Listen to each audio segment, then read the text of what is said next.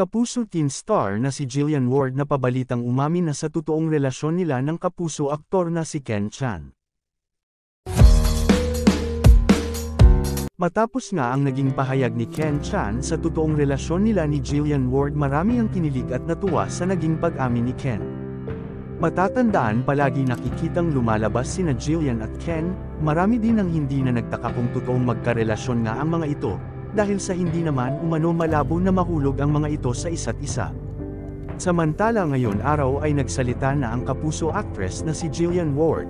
Ayon sa source, mamula-mula umanong inamin ni Jillian na sa ngayon umano ay magkaibigan pa din silang dalawa ni Ken Chan. Ayon pa kay Jillian, hindi umano mahirap mahalin si Ken dahil sa gentleman at napakabait nito. Kung talaga umano sila ang nakatadhana, bakit naman hindi? Mas priority pa umano ni Jillian na makilala pang lubos si Ken, ayaw umano nitong masira ang pagkakaibigan nila ni Ken.